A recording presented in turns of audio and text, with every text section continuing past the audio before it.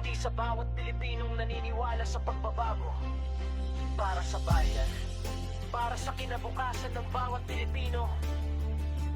PDP laban, lalaban hanggang dulo. Mabuhay ang PDP! Sa harap ng bayan, sa harap ng Diyos, kami tumatayo. May panata sa puso. Hindi lang salita, hindi lang pangarap, kundi pagkilos, tapang, at tunay na paglingap. Sa araw na to, kami nanunumpa. Bagong lakas, bagong diwa. PDP laban, ang aming gabay. Sa laban para sa bayan, kami handang ialay. Rodrigo Duterte ang tumindig, may kamay na bakal. Hindi para manakot, kundi ay magayos ng bayan. Disiplina, kaayusan, tabang na totoo. Para sa Pilipinas na maunlad at payapa ang puso. Tatay Digong, hindi ka perpekto, pero may paninindigan. Batas ay batas, walang kinatatakutan. Para sa mahirap, para sa masa, serbisyong tapat, ang aming sandakan. Demokrasya at karapatang pantao, federalismo, lakas ng bawat rehiyon. Nasyonalismo, sariling atin ang uunahin. Hustisyang panlipunan, kahirapan ay lalabanin. Walang gagawa nito, indikasyon malinaw. Kung hindi tayo lalaban at tayo sino? Kung palalagpasin mo ang pagkakataon ngayon, anak mo ang magdurusa sa susunod na panahon. Kaya ngayon pa lang, kumilos na tayo para sa kinabukasan. Hindi puro salita lang to. Suportahan ng tamang leader, may prinsipyo at dangal para sa susunod na henerasyon. Mga ka-PDP, nasa sa live podcast natin. Good morning po. At welcome to Kapihan sa PDP, of course. I'm Penny Belmonte, Education Committee Chairperson, and I'll be hosting today's explosive episode. Siyempre, our guest is walang iba kundi the one and only Attorney Harold Respicio. Yeah, buddy! Alam niyo, si Attorney Harold Respicio will give us the lowdown on the impeachment filing last week. At maraming updates talaga tayong gustong marinig from him. Knowing him, walang reservation, sa totoo lamang po, expose ang lahat. Pero yun siya eh. Very transparent, kaya mahal siya ng tao. Our fearless moderator, of course, walang iba kundi ang ating matapang na at siya rin ang ating legal committee chairperson ng PDP, Attorney Yvette Contacto. Magandang umaga po sa inyo lahat. Alam niya si Attorney Yvette, siya yung mag-grill kay Attorney Harold with a tough question. Kaya malaking bagay ang kanyang gaganapan today. And again, good morning to all our media and bloggers. Maraming salamat muli ng paulit-ulit mula sa puso ng PDP because napakalaking bagay po na nandirito kayo at magatid din po ng mga kwento at update sa ating mga kababayan na medyo salat sa impormasyon. Dahil mas marami po yung fake news sa labas at lalo na sa social media, pero gawa ng kredibilidad na meron sa lahat ng mga vloggers natin ngayon, I know na marami rin pong susubaybay sa mga content na ipakakalat niyo mamaya. And it's time to get the truth. Let's get started. Attorney Yvette, the floor is yours. Good morning. Good morning, maraming salamat ka, Penny. Magandang umaga po sa ating mga bloggers, vloggers, sa mga nanonood po ngayon dito sa Kapihan sa PDP. At privileged po ang aming partido, no, to have as our resource speaker and of course our guest na hindi na kailangan dagdagan pa ang kanyang pagpapakilala kasi hit ba yun? Yung marami. hit ba yun? hitik, no, ng ng pagpapapuri dahil sa kanyang katapatan simula pa po nung nakaraang taon dahil sa ating eleksyon. Napakatapang na bata at millennial, kasama po maihahanay mo sa mga kabataan ngayon na hindi takot ilabas ang kanilang boses dahil gusto nila lumabas ang katotohanan. Walang iba pa kundi si Attorney Harold Respicio. Yeah, buddy! Magandang umaga sa inyong lahat at maganda sa pag-invite nyo sa akin dito sa kapihan. Napakasarap ng kape. Sabi ni Madam Penny kanina, igigrill daw ako ni Attorney Yvette. Real talaga! Yeah, don't worry, Attorney Yvette. I'm well-oiled. So hindi ako know. masusunog ngayong araw na ito. There will be no grilling, no? There will be no grilling kung hindi exchange, no? Exchange of ideas, magbibigay ng mga questions kasi po ang pakay ho talaga ng kapihan ay explain sa publiko ano ho ba ang mga nasa likod ng mga current issues, lalong-lalo na sa usapin ng legal. And to start off, of course, is the hot topic of the non-acceptance by the Secretary of the House of Representatives of the supposed third impeachment complaint filed by the group of Attorney Mike Defensor, Attorney Topacio, Attorney Harold Respicio, Miss Kathy Binag, and some other complainants na nagsama-sama po to file this third complaint. And it would be interesting to note from Attorney Harold, ano po ba yung mga procedures, ano ho ba yung mga legal implications pagdating po dito sa nangyari sa third impeachment complaint. So, without further ado, ang gusto ko po muna maitanong kay Attorney Harold, ano po pa muna itong impeachment proceedings at bakit ito importante? Oy, importante ito dahil ito lang ang tanging paraan para mapanagot natin ang ating presidente na si BBM.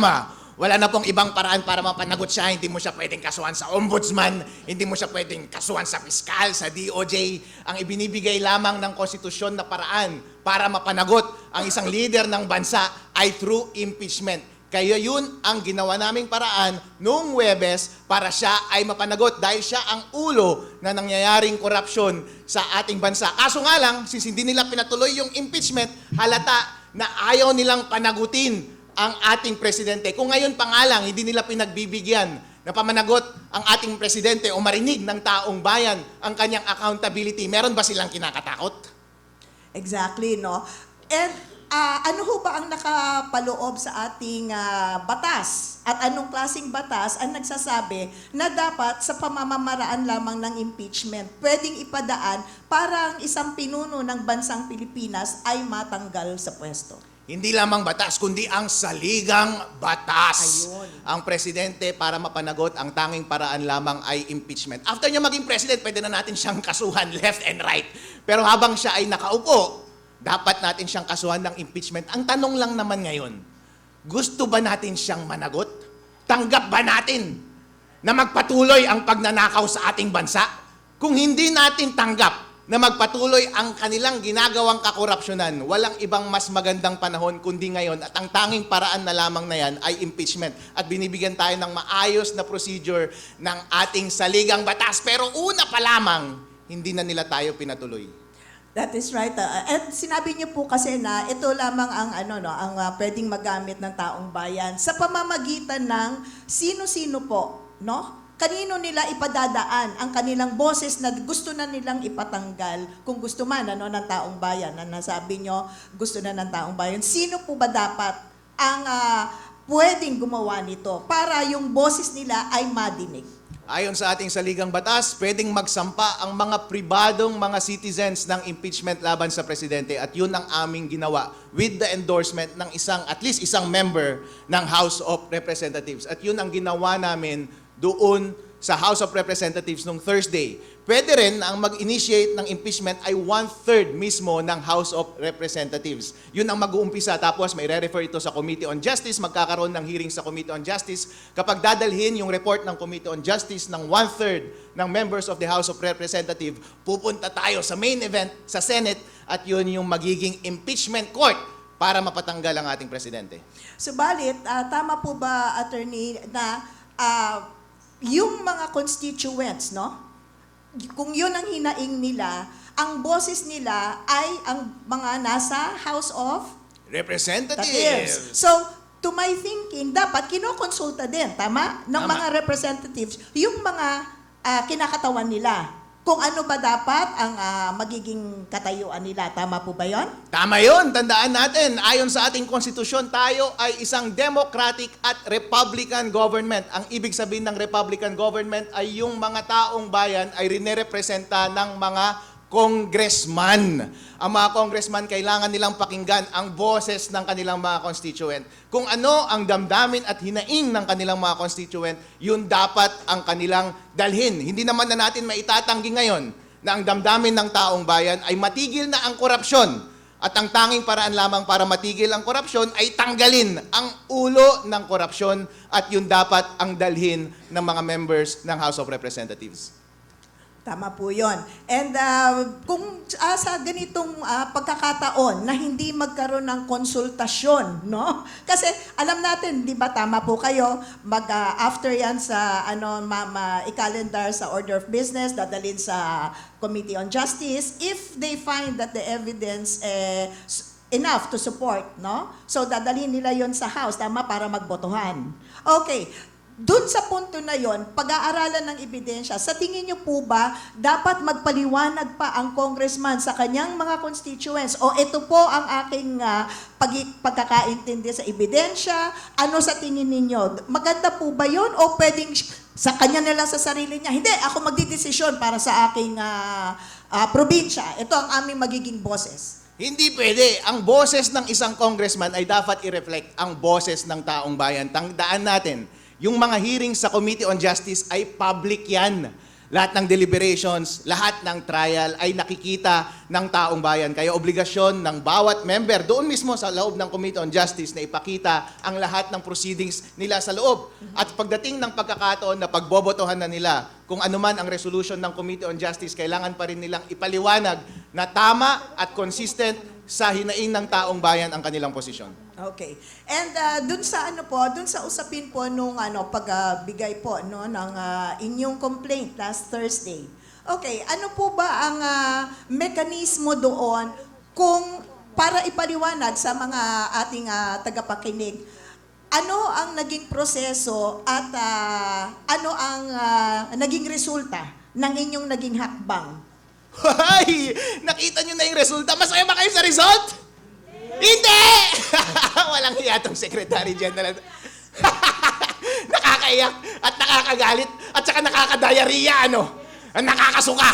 Kasi yun ang utos ng ating saligang batas. Kapag may complaint at meron kang endorser mula sa House of Representatives, ministerial duty yan ng Secretary General ng House of Representatives na tanggapin ang complaint. Pero ang kanilang ginawa, sabi yung head daw ng Secretary General's office ay nasa labas ng bansa, kaya hindi daw nila pwedeng tanggapin yung complaint. Pero sir, ang pinagpapasahan namin ay yung Office of the Secretary General. Kung sino man yung next in line, dapat siya ang tumanggap. Parang kaso yan Abogado rin kami ni Atty. Yvette. Kung wala yung husgado doon sa korte, kahit wala yung clerk of court, yung staff dyan ang tatanggap.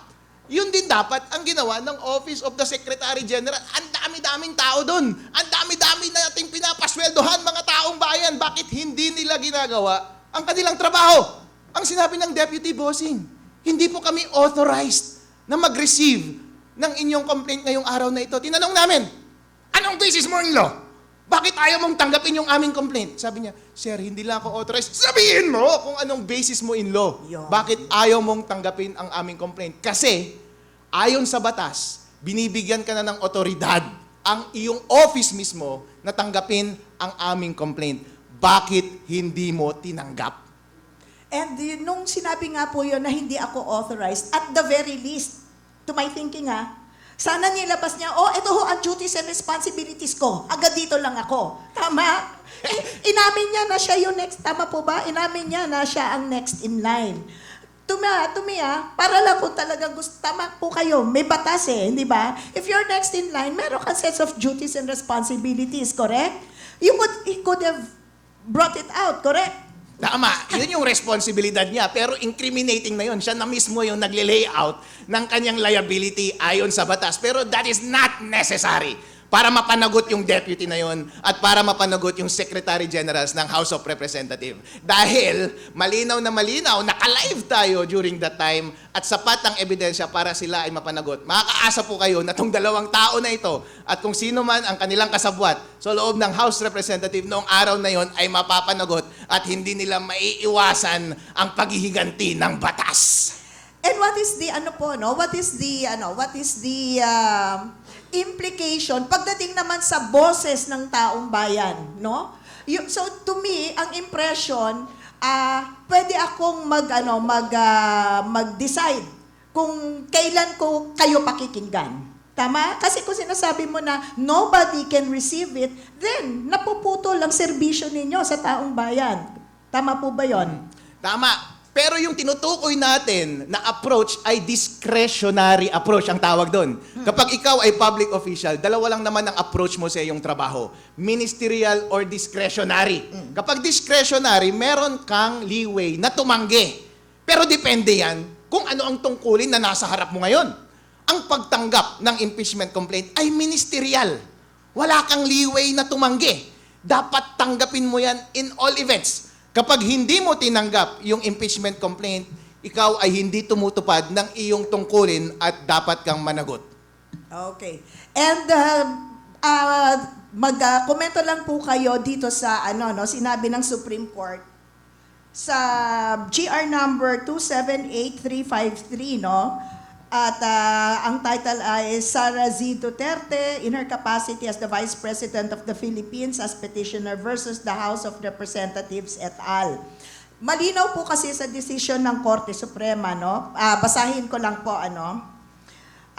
obviously, sham complaints, for example, those that are not verified, should be dismissed immediately, even if endorsed. Complaints that are not properly endorsed by a member of the House of Representatives within a reasonable period should also be dismissed. These types of dismissals will not trigger the 1-year ban. Ang punto ko dito, Attorney Harold, if I may call you Attorney Harold po, no? Na kung iniwan nyo nga po doon yung complaint, no? At malinaw sa sinabi dito ng Supreme Court na may reasonable time pa na mag-endorso ang isang member ng House of Representatives, then tama po ba na hindi tinanggap din talaga yung inyong complaint?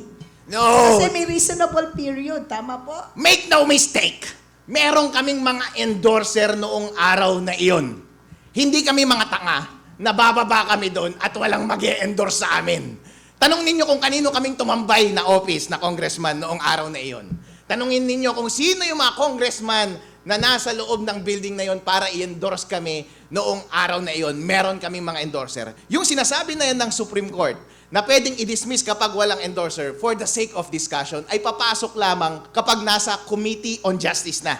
Kasi sa Committee on Justice, titignan nila yung forma at yung substance. Whether may endorser o wala, ay nasa loob ng issue ng form. At kapag hindi siya sufficient in form, saka lang siya i-dismiss. Hindi yan papasok during the time na i-receive siya ng Secretary of House of Representatives. At that time, ministerial pa lang yung duty. Wala siyang prerogative, wala siyang leeway. Yung discretion na yan ay ibinibigay sa committee na kapag nagkaroon na ng sufficient opportunity na i-present yung form ng complaint at mapag-usapan na din yung substance. In other words, pinangunahan ng Secretary General of the House na tanggihan ang aming complaint. At that time, wala siyang discretion na tumanggi. At hindi niya pwedeng i-cite iyon dahil hindi nasa kanya yung pagkakataon at pribilehiyo na tanggihan ang forma ng complaint at that time. But in any event, yung concern na yan ay moot and academic because at that time, meron kaming mga endorsers. Alright. And ano po ngayon ang ano? So, wala na yung konsepto about refiling and all of this. Medyo forestalled na tayo about refiling because nung Monday, na-refer na nila as predicted. Sabi ko na nga sa inyo, ito yung gagawin nilang kalokohan eh. Kaya hindi nila tananggap nung Thursday ang aming impeachment complaint dahil dadali-daliin nila sa Monday na i-refer na nila yung impeachment complaint na nauna doon sa Committee on Justice. And it turned out, nung Monday nga, rinefer na nila sa Committee on Justice. Sabi ng Supreme Court, yung 1-year ban laban sa mga succeeding na impeachment complaint ay mag-uumpisa kapag na-file na yung impeachment complaint at nag-act yung House doon sa impeachment complaint na yun. At yung act na iyon ay yung referral nila sa Committee on Justice at ginawa na nila yon on Monday. Kaya yung impeachment complaint namin ay hindi na matutuloy until 2027. Okay. Ulit. Alam mo, ako kasi, dito kasi sa PDP Laban, one of our basic principles is theism, which is belief in God. And to me, I know that may mas malalim pang dahilan ng Panginoon kung bakit po nangyari ito. So, sa puntong ito, masasabi niyo po ba na talo na tayo sa nangyari? Hindi tayo natatalo, hindi tayo tumatanggap ng pagkatalo. Ang talo lamang ay yung namamatay. Pero hanggat buhay pa kami, tuloy ang laban dahil ang bawat Pilipino ay handang mamatay para lamang mapatigil ang korupsyon sa ating bansa at para lamang matanggal si BBM. Mabigat na mga salita galing ay may nagkaroon ho ng pagkakataon ng PDP laban sa People's Congress sa Quezon City noong nakaraang taon. At tinanong kung meron pa bang pag-asa ang ating bayan. Nasabi ko po noon na hanggat merong isang syudad na katulad ng Davao City na walang utang dahil alam nating walang korupsyon, may pag-asa. Subalit ngayong umaga, sinasabi ko po, may dagdag na dahilan kung bakit may pag-asa ang Pilipinas. Kung katulad nila Attorney Harold Respicio, Congressman Leandro Revistre, Congressman Kiko Barsaga, ang nagsasalita para sa susunod na henerasyon, may pag-asa po ang Pilipinas. Totoo. Kapeni? Para po sa kalaman ng lahat na nasa live, live podcast ng PDP, gusto ko lang pong ulitin ang pagpapakilala kay Attorney Harold Respicio. Siya po ang spokesperson ng third impeachment. Kasi hindi alam, nakikita ko sa live. Then, ang atin pong sa first segment natin, ang talagang tinututukan at pinapaliwanag, nilalatag ni Attorney Respicio, is kung anong nangyari. Ano talaga yung ibig sabihin ng mga pangyayaring naganap last week? Nasagot niya. Pero ngayon naman po, gusto ko sanang susuga, in your view, what does this moment reveal about the system? That accountability is being managed, pressured, or selectively opened and closed? Well, consistent lamang ang administrasyon na ito. Ibig sabihin, consistent in bending the law. Nauna na kayong magnakaw ng pera ng taong bayan. Ngayon, ang taong bayan ay naghahabol sa inyo para panagutin kayo. Binebend nyo pa rin ang law. Malinaw na malinaw sa saligang batas, sa House Rules, na dapat tanggapin ninyo ang impeachment complaint at dapat bigyan ninyo ang pagkakataon ng taong bayan na ipakita sa madla ang aming sumbong at may ipakita ang totoong pananagutan ng administrasyon na ito. Bakit hindi nyo tinanggap? Bakit takot na takot kayo? Yes. Susugan ko, kasi para malinaw sa lahat ng nanonood ngayon sa live. Siyempre, marami tayong pinoprotektahan. Nakalimutan natin protektahan ang sarili dahil ganun kamahal ni Attorney Harold ang bayan. Sabi niya nga kanina, nung ini-interview ko siya earlier, ano bang, pwede kong tawagin sa iyo, sino kang kaparehas mo na hero? Sabi niya, gusto daw niya, sabi mo, sabi ko, hindi na daw tatanda siya na hero kasi yung hero na namamatay. At least, he's willing to die for our country, just like our PRRD. Di ba? But he is very young. para sa ganong ano. And in fact, yung huling-huli, dahil kinukulit ko siya, sabi niya, gusto daw niya si Lapu-Lapu, katulad niya. But sa pagpapatuloy, no, attorney, cool ka lang, without naming names, kasi marami kang kaibigan din natin, no, Attorney Yvette. When you say endorser, kanina po kasi earlier, may binanggit po kayong endorsement When you say endorser, were discouraged and warned of consequences, what does that imply about the system we're facing? A system where accountability comes with a cost? Halataan naman tong administrasyon na ito ay nananakot at kinakasuhan lahat ng mga kalaban. Isipin po ninyo, bawat miyembro ng Magnificent Seven na nagsampa ng all-star impeachment complaint, marami dyan may kaso na. Pati yung mga endorser namin may mga kaso na. Kaya kailangan namin silang protektahan. Kaya even on that day na magsasampa kami ng impeachment complaint, nung nalaman namin na tinanggihan nila yung Makabayan impeachment complaint, on that day, hindi muna namin sila sinama sa baba dahil baka hindi tanggapin ang ating impeachment complaint at mapasubo kayo, hindi pa nag-uumpisa yung boxing, wala pa kayo sa ring, ay bubugbugin pa kayo ng mas lalo.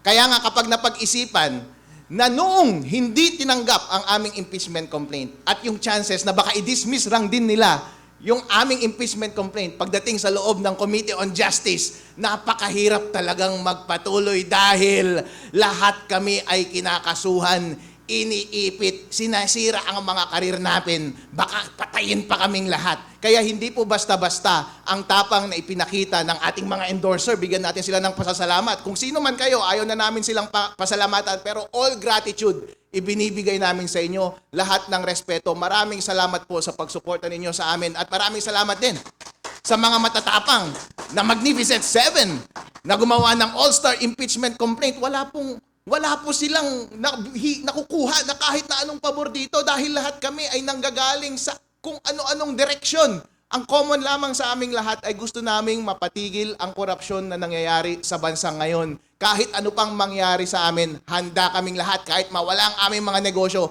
mawala ang aming buhay, kasuhan nyo na kami. Nevertheless, nagawa nyo naman na lahat sa amin, kinasuhan nyo na kami.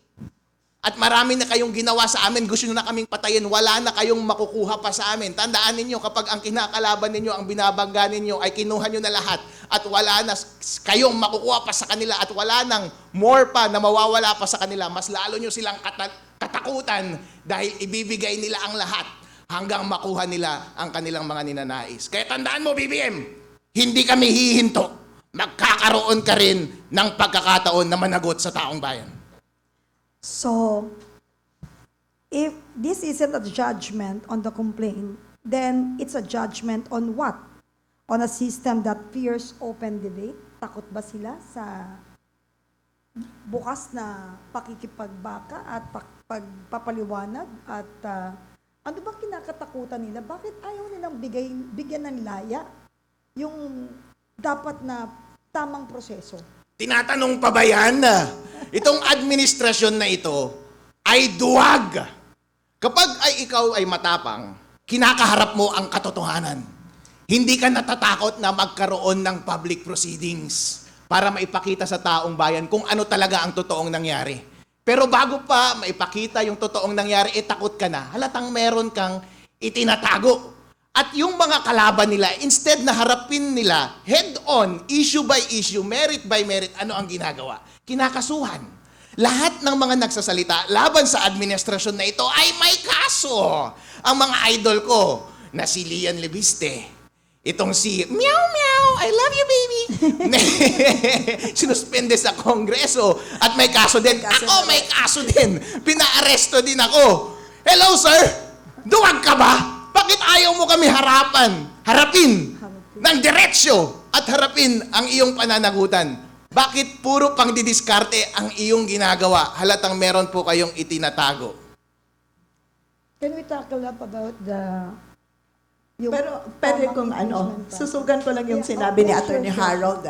And that goes to show, tingnan nyo, lahat daw sila kinakasuhan, pero bakit diretso pa rin ang pakikibaka nila sa isang mapayapang pamamaraan? Take note ito ay isang mapayapang pamamaraan, no? Airing your grievance, which is actually allowed under the Bill of Rights, no? Karapatan nating magsalita rin na sinasabi ng ating saligang batas. Subalit, bakit matapang silang naninindigan? Bakit sinabi ni Attorney Harold, kinasuhan nyo na kami lahat, handa na rin kung papapatayin nyo kami, handa rin kaming mamatay. And I think what resonates to me, was yung sinabi ni former President Rodrigo Roa Duterte sa kanyang mga anak. Sabi niya, hanapin ninyo ang inyong purpose. Find your purpose because I found mine already. Ngayon, nandun siya sa The Hague, kapalit, ng ginawa niya bilang Pangulo sa kanyang nais na mapangalagaan ang ating katahimikan. Kapalit ng ginawa sa kanya ngayon sa The Hague. Ito, katulad nila Attorney Harold, na hindi natatakot. Bakit? Na magsalita pala. Bakit? Kasi alam nila na pagkatapos ng buhay nila dito, may isang mas higit na makapangyarihan na maghuhusga sa kanila. Ginawa nila ang kanilang kakayahan si Attorney Harold bilang isang public servant, pero bukod dyan, biglang isang abogado. Simula pa lang nung pakikipaka niya last year sa COMELEC. Kinasuhan ka doon, Attorney Harold, correct? Yes, For kinasuhan at speaking inaresto. out your mind. Pero pinanindigan niya ang kanyang papel bilang abogado at hindi siya natakot. Bakit? Kasi mawala man ang iyong kalayaan dito sa mundong ito. Sa taas, merong isang nakamasid at yun ang maghuhusga sa iyo. Kaya tayo, mga kababayan, huwag ho tayong matatakot basta't ang ating ikinikilos ay nakapaloob sa batas. Huwag ho tayong matakot kasi kung yun ang kapalit ng ating paninindigan, meron pa pong isang makapangyarihan na maghuhusga sa atin sa tamang landas na ating tinatahak. Kapeni? Ka Yvette, gusto ko lang sana ang itakil up natin for yung next natin, is about the impeachment process. Alright. At saka yung mga tungkol dun sa mga endorsing congressman. Alright. But sinabi ko earlier that we must not name names. Kasi hindi naman lahat ng congressman na nakaupo kasing tapang ni Atty. Respicio. Diba? I know na takot sila. Pero pag hindi talaga sila doon sa mali, kahit na magpanggap pa sila na umaayon sila, may tatak na sila. So, bigyan nila ng value yung life nila at saka yung kanilang posisyon to do what is right. Para may sinumpaang tungkulin sila hinalala sila ng bayan, kaya napunta sila sa Kongreso para magbigay ng serbisyo para sa tao. Pwede po bang kayo na mag-moderate, Ang first na gusto kong malaman for the public to understand, why does the process require an endorsing congressman? Bakit nire-require to? At what role endorsement play in the constitutional design? Tandaan natin, ang impeachment process ay political process, largely a political procedure.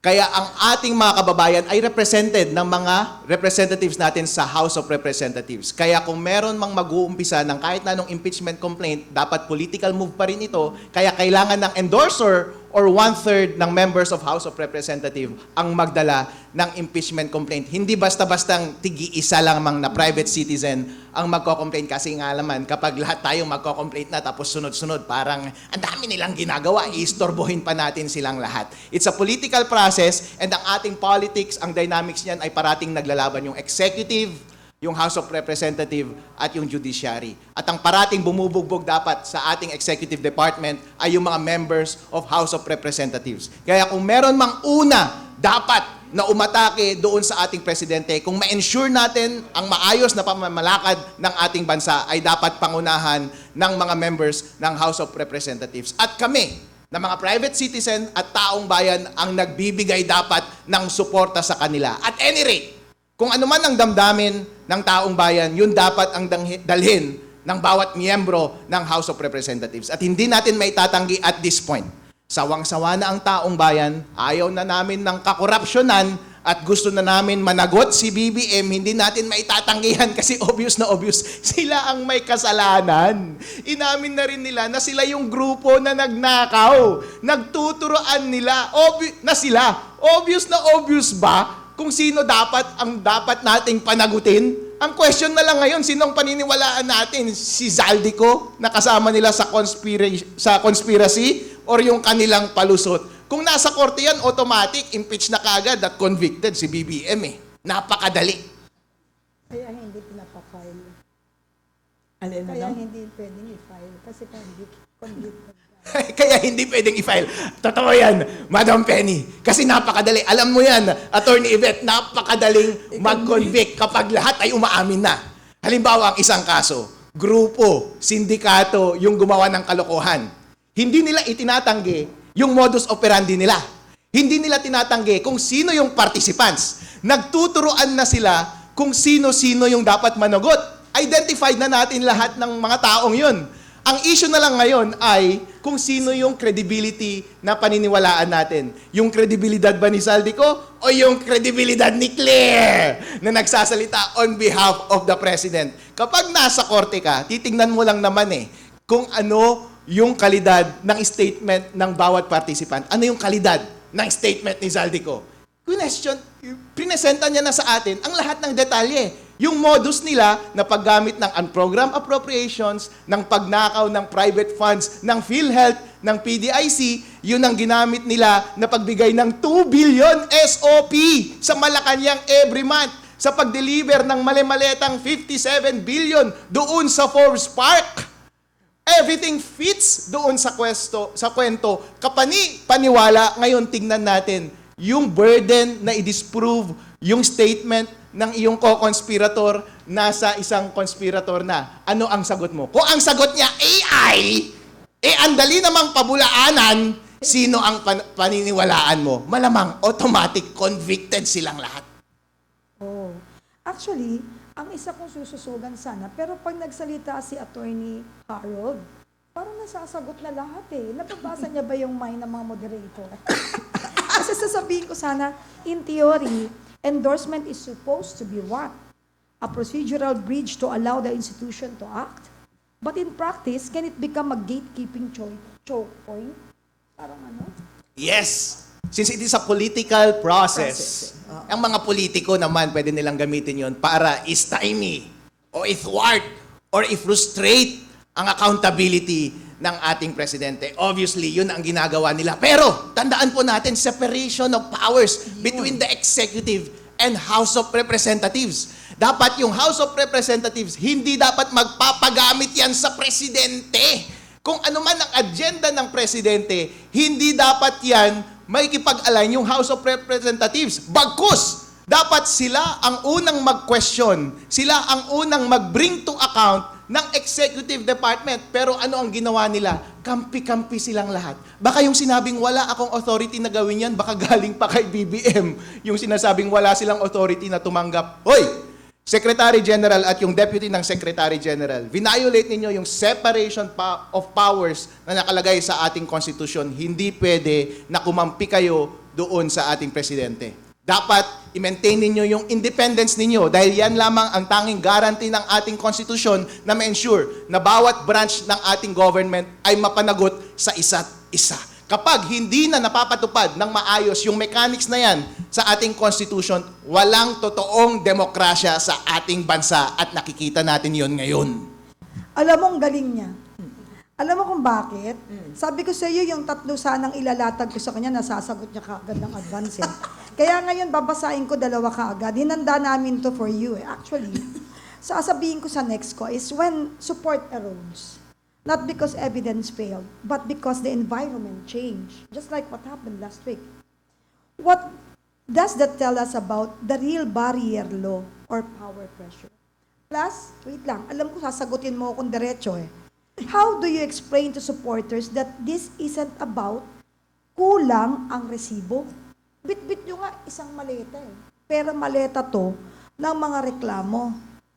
Ebidensya, hindi to maleta nung nasa Remoa. Ang tatanungin natin, kulang ang resibo?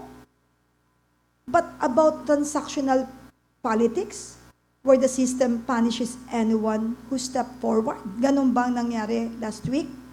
Tapos next ko pa, dahil dire-diretso talaga si attorney. If impeachment is the people's mechanism, what's the risk when it can be blocked before it ever enters the system? What happens to check and balances? Attorney? Yun ang problem. Siguro kapag sinabi natin sa Secretary General na yung laman ng aming mali-maleta ay cash, baka tanggapin nila on that day. Sana binlock mo, attorney. Oo nga po. Kaya mahalaga na merong transparency sa ating government. Kaya nga, buti na lamang complainant ako at nag-live ako on that day at nakita nila yung kanilang kabulastugan. Hindi katulad na nangyayari sa ating mga ibang transaction sa gobyerno na una pa lamang nung malaban ka ay, Sir, bawal mag-video dito. Hindi po ako nag-consent sa video. Buti na lamang ang gagaling ng members ng aming impeachment team. Andun ka agad nagsalita si Atty. Topacio, hindi pwede! Public official ka, performing public duty. Kaya lahat dapat ng ginagawa mo, nakikita ng public at wala kang expectation of privacy dito. Dapat makita ka live. Kapag hindi mo ginagawa ang tungkulin mo, dapat kang managot sa taong bayan. At yun yung nakita ng taong bayan. Na hindi tunutupad ng Secretary General ang kanyang trabaho, ang kanyang deputy, at lahat ng members ng House of Representatives, sila mismo ang kasabwat ng ating presidente para i-frustrate ang mga democratic processes na nakasaad sa ating konstitusyon. Alam mo, Kaibet ha, susugan ko kasi after nun, ikaw na eh. Because you are the moderator. Kaso, medyo mahina po kasi yung connection ni Sir Rob nasa Malaysia. Okay. Gustong-gustong pumasok, pero hindi kinakaya. If impeachment is the people's mechanism, what's the risk when it can be blocked? Sinabi ko kanina, nasagot mo. Eto ngayon. What message does it send when you talk about accountability, but when accountability is not resolved through open debate, but through intimidation? And why should even non-supporters care? Dun sa mali. Then, so the question isn't why didn't we fight? The question is why does the system make fighting costly for those who want accountability? Because we have a devil for a president! A tyrant! Kapag hindi niya sinasagot or sinusunod ang damdamin ng taong bayan, isa lang ang ibig sabihin niyan. Inuuna niya ang kanyang sarili, pinoprotektahan niya ang kanyang sarili to the detriment of the public. Kanya mismong tinatalikuran ang kanyang obligasyon sa konstitusyon. Kapag hindi niya na pinagbibigyan na umandarang maayos ang mga democratic mechanisms ng ating konstitusyon, panahon na mas lalo siyang matanggal sa kanyang pwesto dahil hindi niya na sinusunod ang mandato ng taong bayan. Ito, mas dangerous ito para sa kanya. Bakit? Kapag sinusunod natin yung intra-constitutional process of impeachment para siya ay managot, at yun pa ay tinatwart niya, ini-stymie niya, pinufrustrate niya, ano na lamang alternative ang iniiwan niya para sa taong bayan? Pinipilit mo ba ang buong Pilipinas na magrevolusyon laban sa iyo? Yun ba ang sinasuggest mo, sir? Huwag niyo kaming i-push! Ang init ng umaga ngayon, sobrang mainit. Mataas ang sikat ng araw, Wala akong actually. yung secretariat, walang tissue dito eh. Ako, alam mo, it's really worth the wait pag kay Attorney Harold, no? Let's talk to the supporters, yung mga nasaktan po, Attorney. What do you want them to remember right now in one clear message? Mga kababayan, huwag po tayong bumitaw. Dahil nasaktan po ako. Pare-pareho tayo hurt. Pero gamitin po natin ang sakit na yan para hindi tayo huminto. Huwag po nating bitawan ang ating laban. Dahil pinamumunuan po tayo ng mga demonyo sa ating lipunan. Lalo na't ngayon, kapag mas lalo tayong nagdusa sa kinabukasan, ngayong alam na natin na lahat ng mga kabulastugan at kalokohan sa ating lipunan ay sila ang may gawa, mas lalong mas mabigat ang ating obligasyon na sila ay mapanagot. Dahil kapag tayo po ay huminto, mas lalo pong tumatawa ang demonyo. Kaya mas lalo po tayo dapat sumigaw at mag-participate. Huwag natin silang hintuan. Kaya kayo, Mr. President BBM, you had better think about it. Ang taong bayan, matapang yan. Hindi lang si Atty. Harold Respicio ang matapang. Hindi lang yung Magnificent Seven ang matapang. Hindi lang yung mga endorser namin ang matapang. Lahat ng Pilipino ay matapang. Mukha lang kaming matapang dahil kayo ay mga duwag. Kapag pinagtabi tayo sa isa't isa, sobrang tapang tuloy ng itsura namin dahil kayo ay mga walang itlog. I still have 3 questions para kay attorney, no? Tsaka sa lahat ng viewers natin. But I will give the floor to our moderator. Alam kong marami pa siyang kinikimkim. Magaling talaga to eh. Nanginginig na sa kim-kim yan. Kaya let's give her the floor. Hindi. Kasi ang nabanggit kasi ni Attorney Harold about accountability at yung hindi pagsupil sa sa boses ng mamamayan. And nabanggit din kasi ni Attorney Harold about checks and balances. Yung totoong checks and balances, kaya nga ho nandyan ang House of Representatives at ang ating Senate para siya ho ang check dun sa mga ikinikilos ng executive.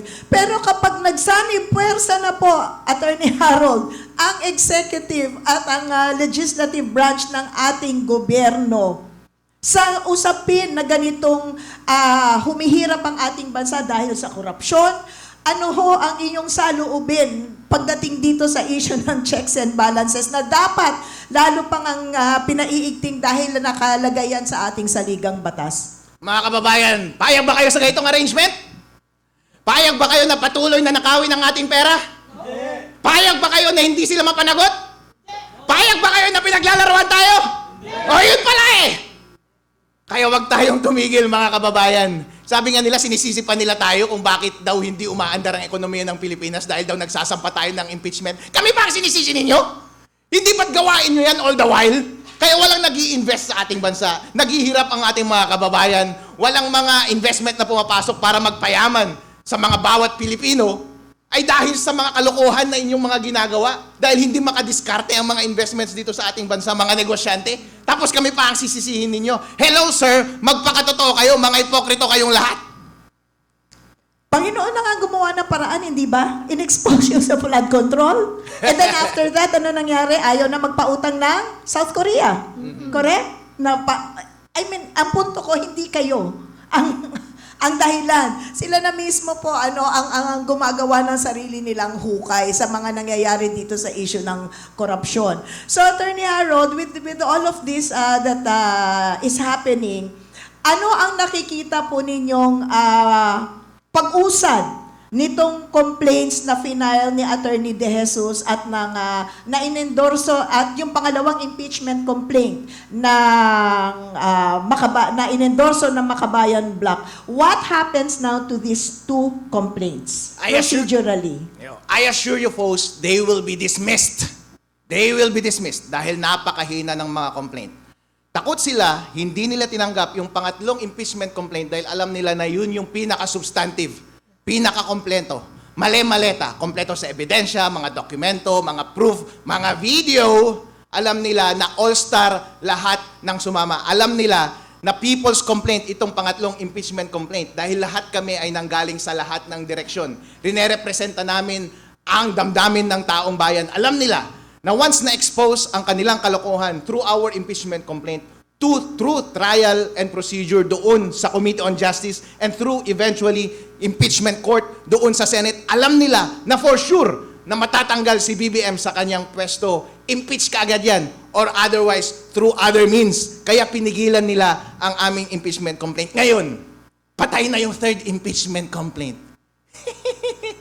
For sure, dismissed yung una at pangalawa dahil mahina yung mga yon, dahil pinigilan nila ang tanging maayos lamang na impeachment complaint na hiniahin natin laban sa nakaupong presidente na ito. So the truth will set us free. Yes, but we will have to wait for a little while. Oo, but in the meantime, tama po, no? So na-refer na yan sa House Justice House Justice Committee. Tama po ba? And then from there, they will now determine kung sufficient in form and substance. It will now be brought to, paano na po ba ang susunod after that?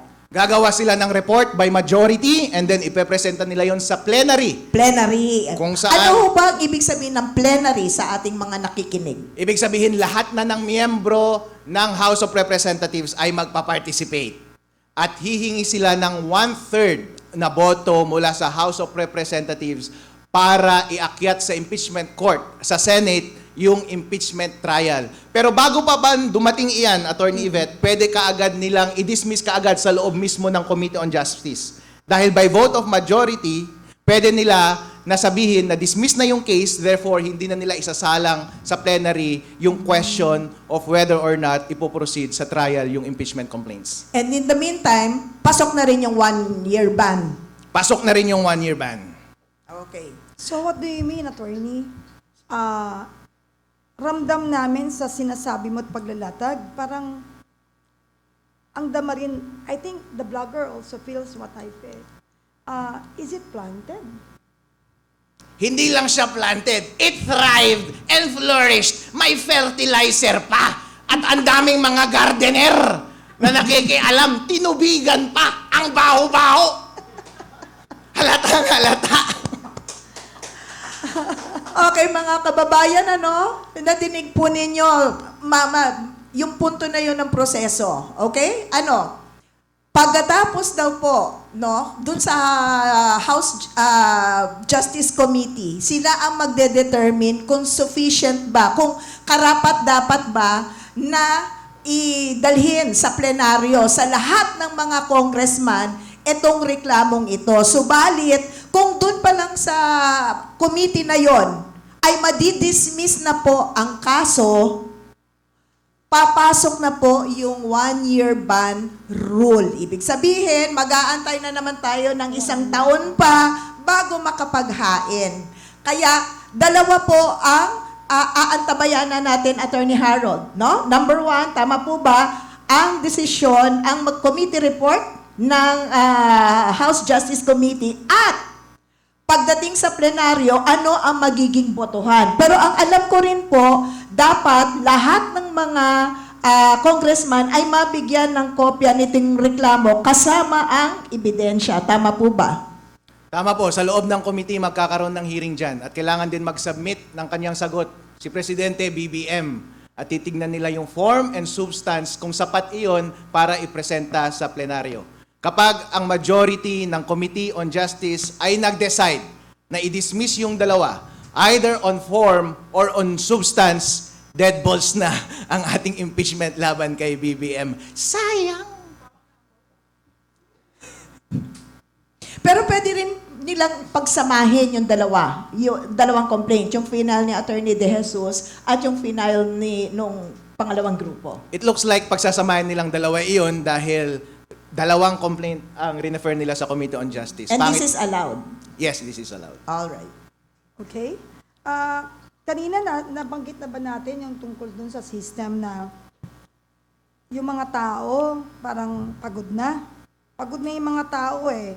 Attorney, what's the strongest counter-organized vigilance, tracking process, demanding transparency, and keeping the moral high ground? Attorney? Just do the right thing, folks. Dahil tayong mga Pilipino, binigyan po tayong magkaroon ng boses dito sa ating democratic politics dito sa Pilipinas. May kakayahan tayong magsalita. Once nagsimula tayong tumahimik, patuloy pa rin silang magnanakaw ng pera ng taong bayan. Yun na nga ang ginagawa nila ngayon. Patuloy na pagnanakaw, ngayong nadiskubre na sila, patuloy na pagtatakip. At ang tanging paraan lamang para sila ay mapahinto ay para tayo ay magsalita at ma-avail natin ang lahat ng accountability procedures sa ating Constitution. At yun din mismo ang ginagawa nila para hindi magpatuloy ang ating mga advocacies. Pinapatahimik nila tayo. Pero wag po kayong pumayag dahil yan lamang ang tanging bagay na natitira sa atin at ang ating buhay. Once huminto po tayo, wala na pong laban. Kaya ngayon po, hanggang ngayon, hindi ako tumitigil. Hanggat hindi mapanagot si BBM, huwag kang mag-alala hanggang 2028, magkaaway tayong dalawa. Alam mo, dapat last question na to eh. Pero alam ko marami ka pa diyang nakatago, no? Attorney, Attorney Harold, if impeachment exists to protect the people, what does it say about the system when the protection is blocked? Just what, like they did to the Magnificent Seven. It's corrupt. Hindi pa ba obvious na corrupt na sila to begin with? Kung corrupt ka sa una, corrupt ka rin sa pangalawa, sa pangatlo, and forever. At sinasabi ko sa inyo, corrupt itong si BBM at ang kanyang administrasyon. Corrupt sa pagnanakaw ng pera ng taong bayan, umamin na sila ang may kasalanan, kurap pa rin sa pagbibigay ng pabor sa taong bayan para maipakita ang kanilang totoong pananagutan. Attorney, why does that make our cause more necessary, not less? Obligasyon po ng taong bayan na magsalita laban sa mga masasamang mga elemento sa ating lipunan. As a matter of fact, kapag tumahimik po tayo, complicit po tayo sa mga kalokohan na ginagawa nila sa atin. Sabi nga nila, silence is being complicit to evil. Ngayong alam na natin ang lahat ng impormasyon, obvious naman, di ba? Na sila ang may kasalanan. Obvious naman na si BBM ay nakinabang. Obvious na may graft and corruption and plunder. Obvious under sa ating konstitusyon na dapat siyang matanggal through impeachment, through graft and corruption.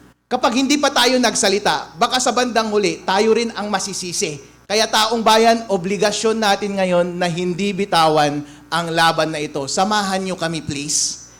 Tama. Ang galing ni attorney, no? Tama lang talaga yung ating paninindigan that it's always the fears that will kill us all. So total, pinapatay naman tayo ng harap-harapan, nababalahura ang ating bansa, ang ating batas, ang ating demokrasya, at yung ating pong hustisya nawawala. Bakit hindi na lang natin suportahan yung mga naninindigan at walang takot talaga nagsasalita para ipaglaban at maitayo muli ang dignidad ng ating bansa? At alam mo, si Attorney Respicio is very young, a young lawyer, a fighter. So, isa lang naman ang hiling natin ipakita natin ang suporta sa kanya para mas lalong manindigan siya. Kasi yung iba, sobrang talino, pero pipi, nakatahi yung bibig. Anong saysay ng iyong talino kung wala ka namang binubuga? Di ba? Kung pagpapalapad lamang lagi ang atin talagang sadya para tayo ay maging sikat at malakas sa kung sino man, sana po isipin natin na tayo ay nakaupo dahil tayo ay pinagkatiwalaan ng taong bayan. Naging opisyal po tayo ng gobyerno dahil meron tayong pinanindigan at ipinangako sa taong bayan. And that's the reason ibinigay nila ang biyaya na boto para ikay makaupo. Pero ano po yung ginagawa natin ngayon? Kaawa-awa naman ang ating bayan. Huwag tayong magpabaya na ito'y pamigay na lamang. Pati po yung ating, anong tawag sa Tagalog? Yung ating kalayaan, nawawala na. Ang ating batas, binibend na parang lata na hindi matibay. So sana naman, alam ko maraming naninindigan.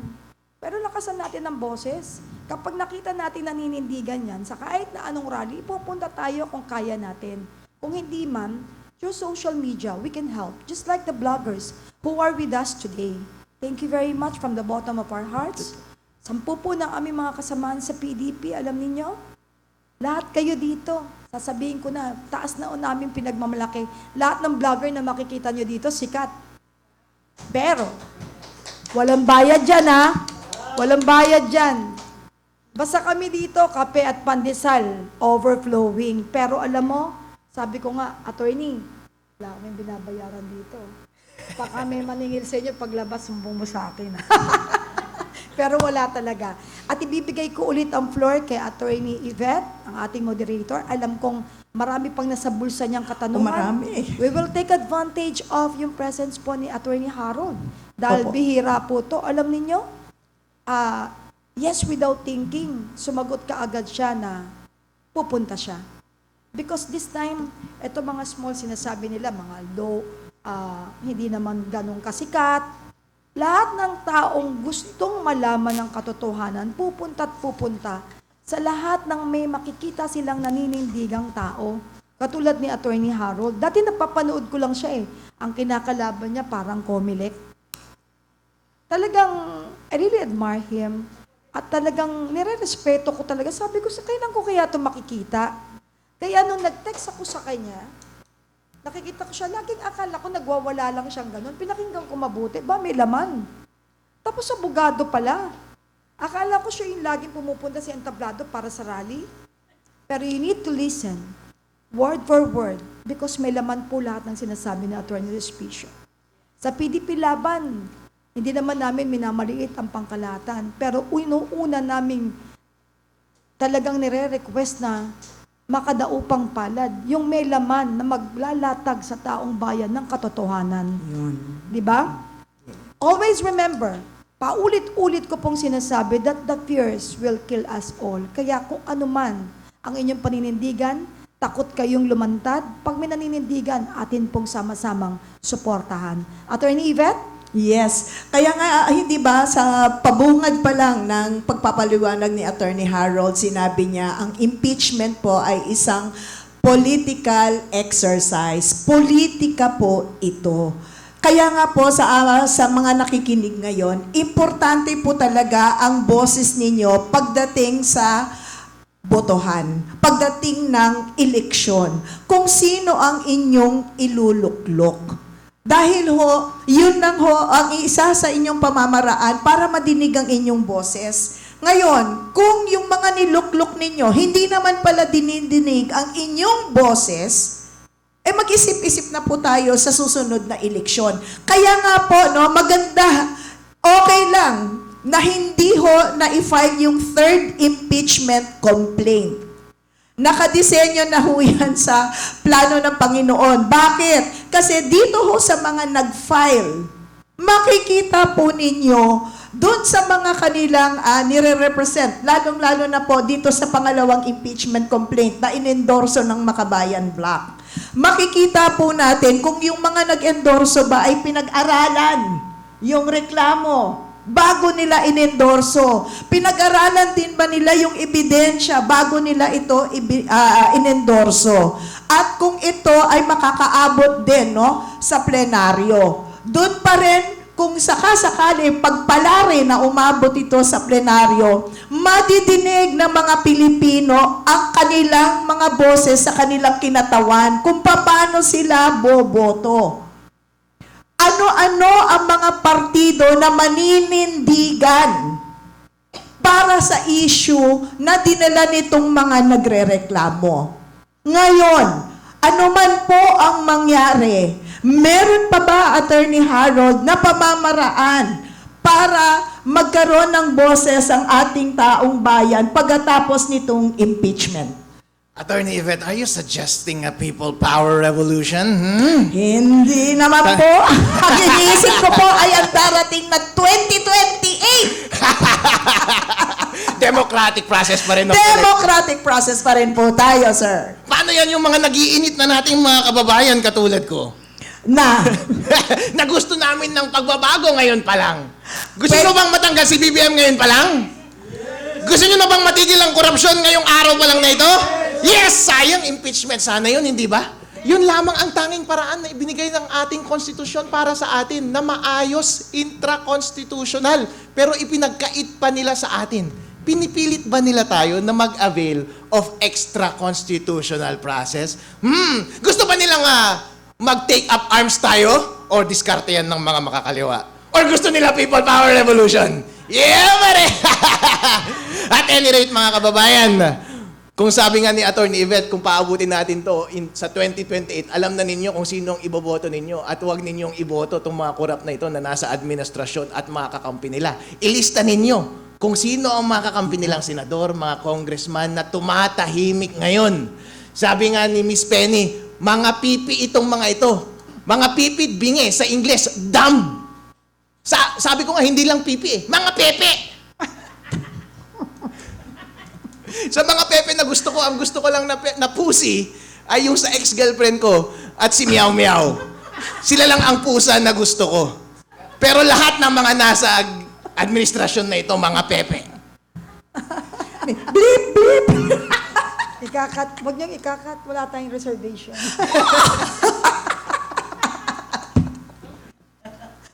Anyway, so, yan ho, sana ho malinaw po, no, na maraming proseso po na pinagkaloob sa atin ng ating saligang batas para ho mapanagot natin ng ating mga opisyales at para rin ho magkaroon ng tamang proseso. Hindi lamang po sa pamamagitan ng impeachment, kung hindi sa pamamagitan ng ating boto tuwing eleksyon, no? Sana po maging maliwanag po at mas maging mapagmasid tayo kung ano ho ang ating mga karapatan na nakapaloob sa batas.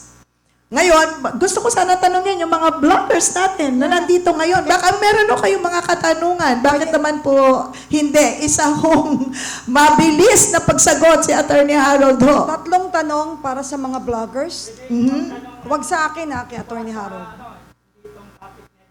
Ay, Meron na naman panibagong kaguluhan sa Senado. Ang tatapang ng mga senador natin. bigyan niyo ng mic. Nahabol tayo na sir. Anong decision mo dyan sa mga senador? Sir, punta po kayo sa mic para marinig sa live. Gusto pong marinig sa... Sir, good morning at salamat at bibong-bibo itong kapihan ngayon. So, nag-iisang gis lang pero punong-puno ng energetic na yung dalawang So, ang tanong ko lang sir at kasi may issue ngayon sa Senado, no? Itong kinasasangkutan ng Coast Guard natin. Pagkatapos na nagbigay ng mga pahayag itong mga matatapang natin mga senador. Pero itong side natin, so hindi sila bumoto doon sa na yun at yung 15 yung bumoto doon sa resolution. So anong ano mo diyan sir? Dahil nga siyempre marami ng issue itong na ito. Alright, nagtanong si Idol sa ginawa ng ating Senate ngayon na naglabas ng resolusyon na ipinagbabawal nila ng yung mga elemento ng China dito sa Pilipinas. Hoy, mga senador at mga congressman, ang Congress ay hindi in charge sa foreign policy. Ang in charge sa foreign policy ay ang Executive Department, ang Presidente ng Pilipinas. Huwag kayong gumawa ng mga bagay-bagay na labas sa saklaw ng mga tungkulin ninyo. Bakit hindi kayo mag-focus sa tungkulin ninyo? Anong tungkulin ninyo? Paandarin ang impeachment case namin. Doon kayo mag-focus. Hindi kung ano-ano ang mga pinapakialaman ninyo. Wala namang effect yan, resolution yan, hindi yan batas. Kung talagang gusto nila ng isang measure na may actual na repercussion and consequence sa international relations, dapat issued yun ng Executive Department, hindi ng Senate. One more question. Good morning, from- Attorney Idol. Thank you, sir. So, ang pagkakataon po, ang itatanong ko po, Attorney, thank you po sa privilege ng PDP sa pagtanong. Ganito po, Attorney. Marami po talaga na-disbayan, lalo na yung mga watcher namin, yung sa pagbablog namin. So, sobrang sad talaga nangyari. May mga katanungan po na umaabot sa amin na since hindi po tinanggap ng Congress, ano po, ang Senate po ba, pwede po mag-stand? Kasi hindi nila tinanggap regarding sa impeachment. Then, ang tanong din nila regarding din sa mga nangyayari sa bansa, ano po ang stand ng judiciary? Kasi buong Pilipinas po ang apektado nito, hindi lang naman tayo lang nandito. So, ano po ang stand ng judiciary po? At ang Senate po, ano magiging stand nila sa hindi pagtanggap ng sustainable impeachment complaint sa Congress, which is halata naman na gumawa sila ng hindi tama, labag sa batas. So ang Senate po ba, pwede ba mag-stand para pakinggan din ang tunay na impeachment ng taong bayan? Thank you so much po. Yun lang po.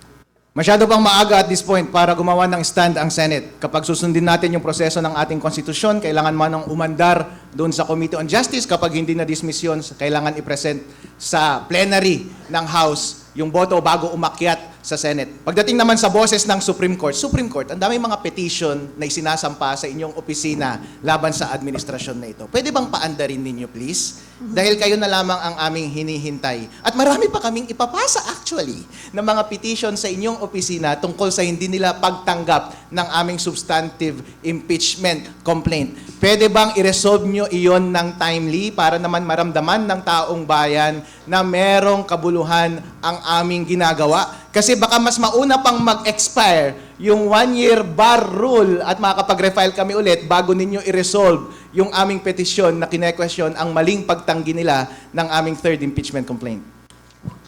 For our next question, alam mo yung dalawang nag-question kanina, para maramdaman namin yung sinseridad ninyo na talagang nakikibaka rin kayo, like Attorney Respicio.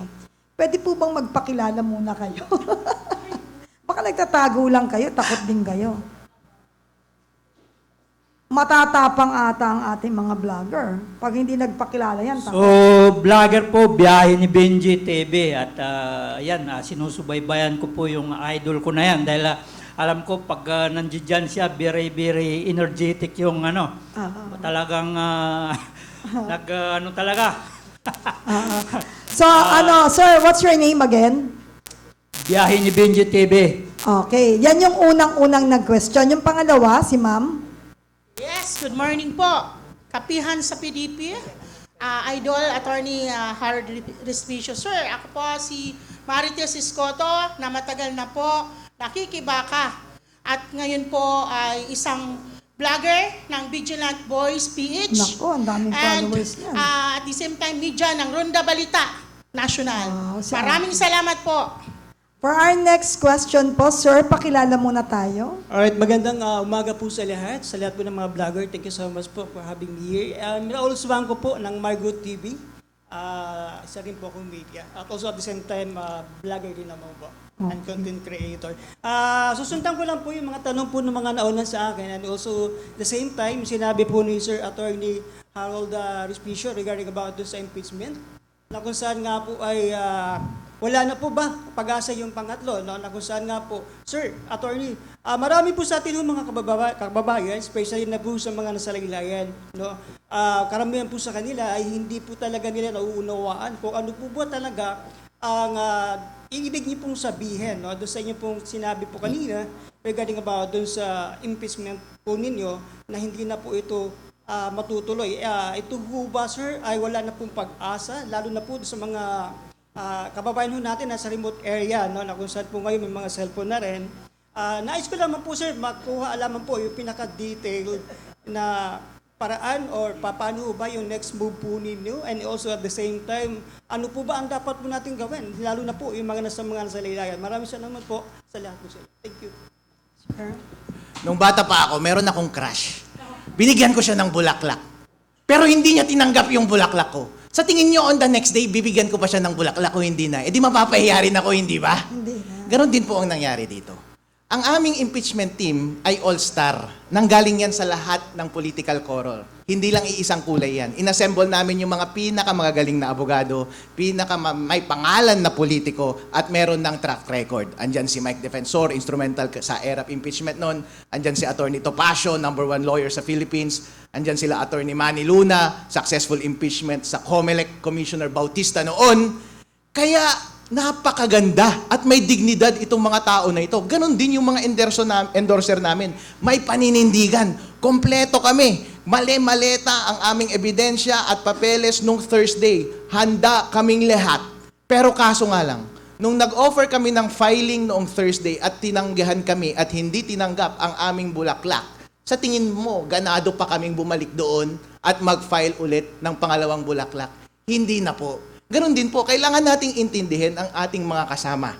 Dahil hindi po basta-basta itong laban na ito. Lahat po kami matatapang, pero hindi ibig sabihin walang nawawala sa amin. Lahat kami may kaso na. Itong mga endorser namin may kaso na. Hinaharas na sila, pwede na silang patayin. Ngayon, kung nakikita nila na ngayong unang laban pa lang ay ang hirap manalo, tinanggihan ka. At pagdating sa Committee on Justice ay mukhang madidismiss rin lang. At lalong madidismiss din doon sa plenary kung nagkataong pumunta doon. Kailangan natin silang protektahan, mga kababayan. Kaya kailangan natin silang intindihin at kailangan pa rin natin silang pasalamatan dahil sila lamang ang naging matapang na magpresenta ng substantive impeachment complaint laban kay Presidente Bongbong Marcos. Kaya nagpapasalamat ako kay Mike Defensor, Attorney Ferdy Topacio at sa aming mga endorser. Ayaw ko na lamang kayong pangalanan dahil alam natin na pinoprotektahan namin kayo dahil ihaharas kayo ng administrasyon na ito. Pero salamat sa kape, salamat sa opisina, salamat sa hopya, at maraming salamat sa iyong presensya noong Thursday, noong araw na iyon. Huwag po kayong malungkot, mga kababayan, dahil marami pong sunod-sunod na kaso na lalabas laban sa administrasyon na ito at laban sa mga tumanggi ng aming maayos na filing nung Thursday. Hanggang sa huli po, kapag hindi po tayo susuko, mapapanagot pa rin natin ang ulo ng korupsyon na ito na si BBM. Kaya hanggang ngayon, ganadong-ganado pa rin ako na magpakita at magpatuloy sa ating laban. Dahil hanggat kakampi natin ang taong bayan, hindi naman natin maitatanggi, di ba? Ano ba ang gusto ng buong Pilipinas? Na mawala na si BBM. At ramdam ko rin ang gusto ng ating mga constituents. Galing ako sa probinsya. Ilocano ako. Mga maiitim tayong lahat. Hindi natin pwedeng itanggi yan. Ramdam natin ang gusto ng taong bayan. Gusto nila na mapatigil na ang korupsyon sa ating bansa at mapanagot ang ulo ng korupsyon na si BBM. Kaya dapat lamang na ipagpatuloy natin ang laban at parati tayong sumang-ayon at sumama sa damdamin ng bawat Pilipino hanggang makamit natin ang totoong kalayaan dito sa ating bansa. Kapeni,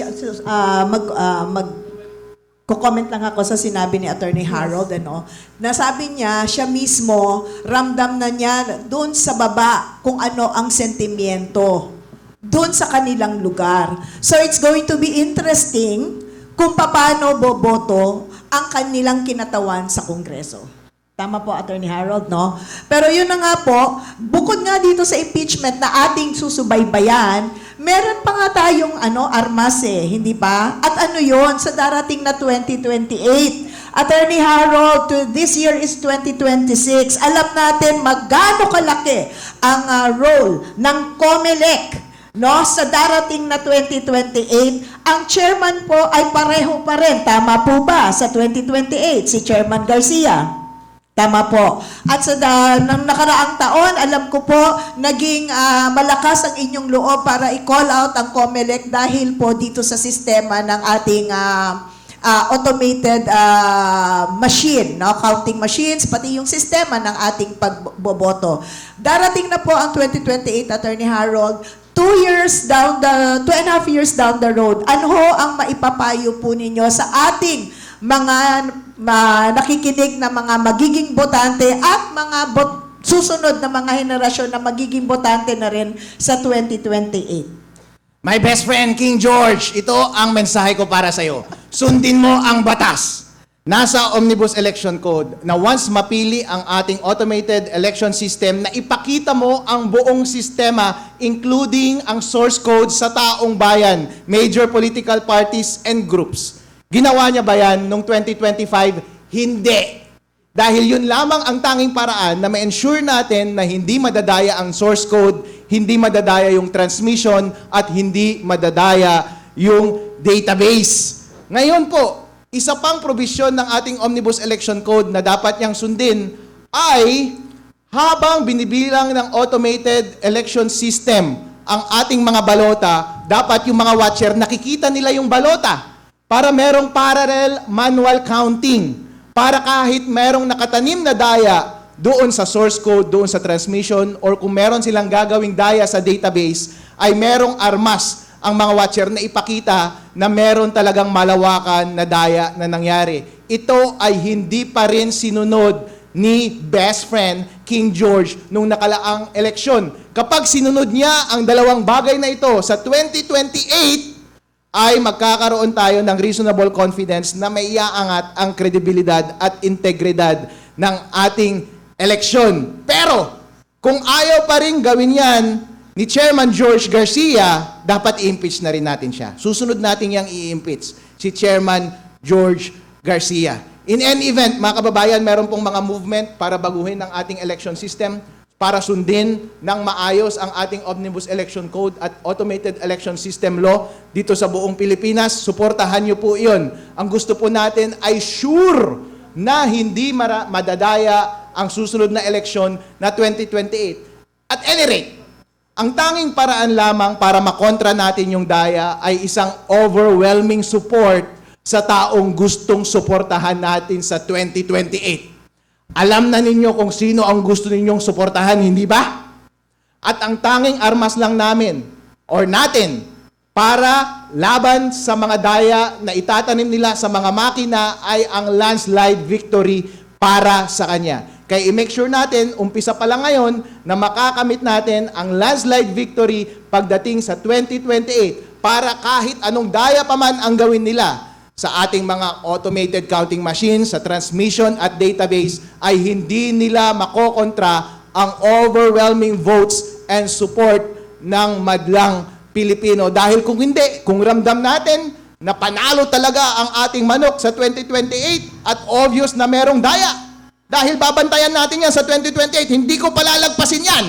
Ang taong bayan, again, mag-a-avail sila ng kahit na anong paraan para lang masunod ang kanilang mandato. Kaya administrasyon na ito, COMELEC, kung ayaw ninyo ng revolusyon sa ating Pilipinas, sundan ninyo yung mga democratic processes sa ating konstitusyon. Sundin ninyo ang batas para lumabas ang katotohanan at ang mamuno sa ating bansa ay yung taong kanilang totoong ibinoto.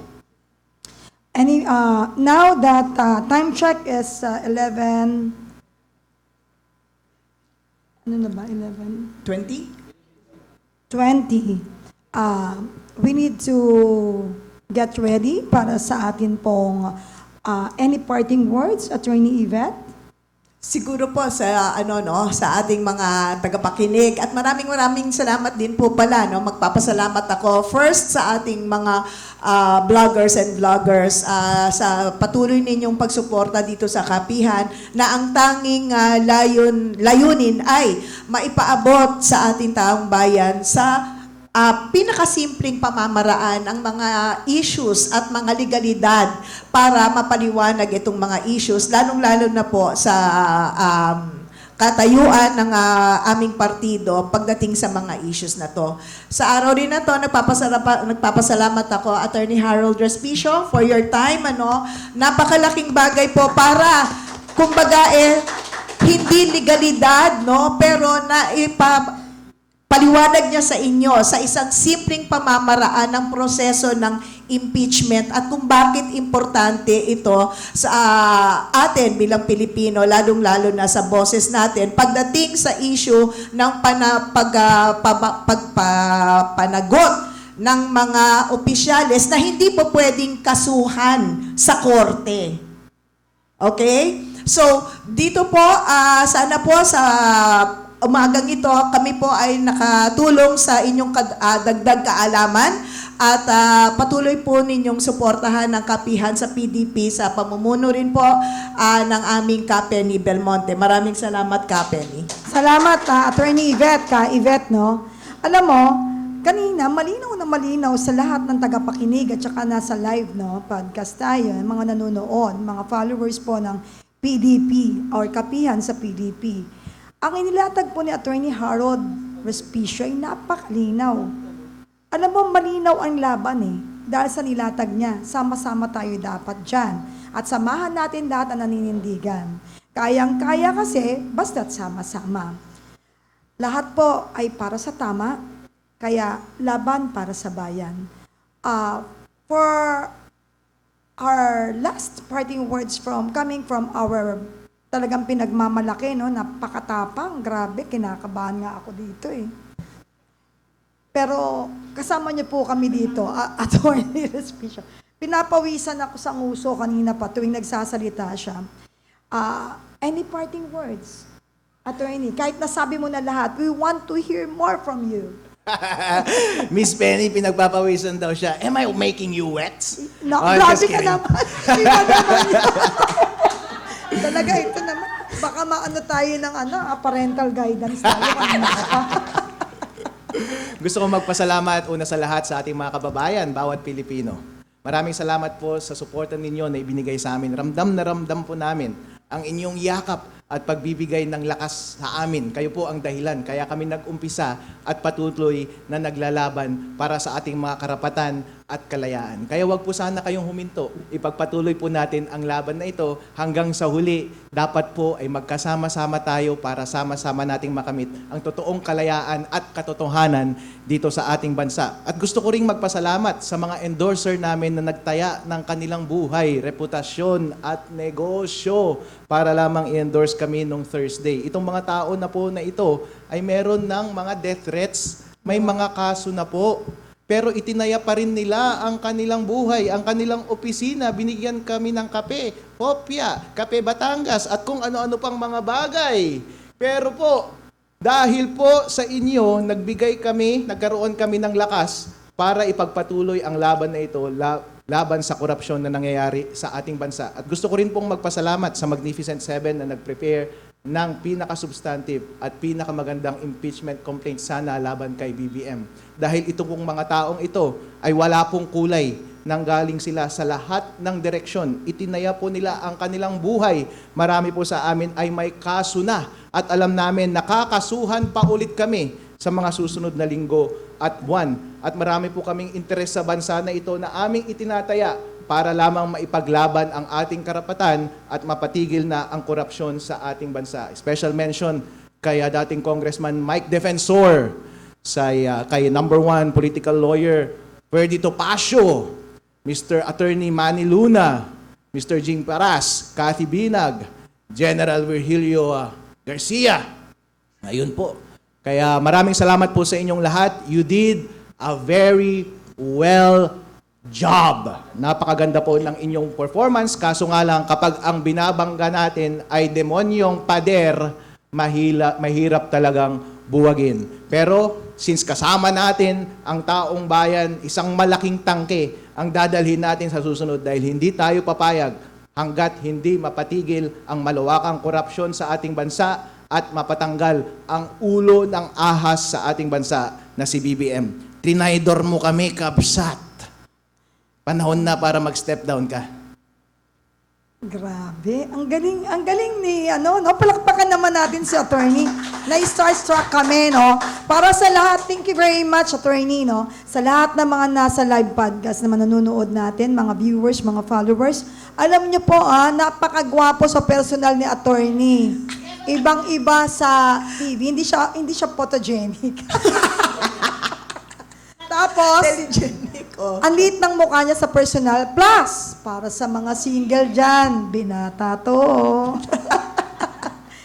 Alam mo, attorney, sobrang thankful kami sa pagdating mo. Hindi niya kami pinahirapan. Nagpunta siya talaga dito. Maraming salamat, Attorney Harold Respicio, for shedding light on the impeachment filing. Kaya lahat yan, talagang gustong-gusto ka marinig. And of course, to all the bloggers who are with us every Wednesday, at sa lahat po ng kapihan sa PDP viewers, thanks for tuning in, and let's keep the conversation going. Until next time, stay informed, stay fierce, at hindi to goodbye. See you sa next nating episode sa Wednesday. Daghang salamat po sa inyong lahat. God bless us all!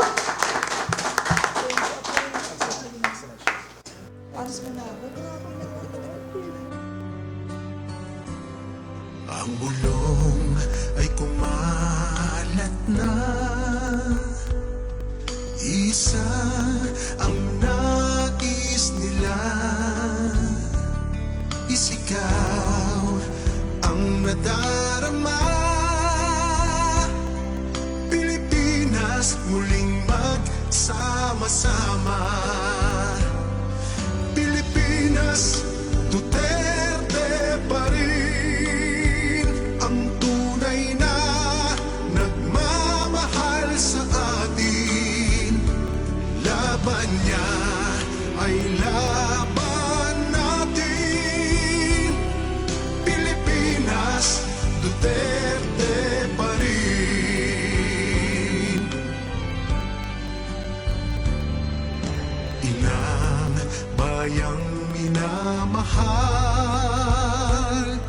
lagi kang ipagdarasal na muli kitang makita. Pilipinas, bangon, may pag-asa pa. Pilipinas,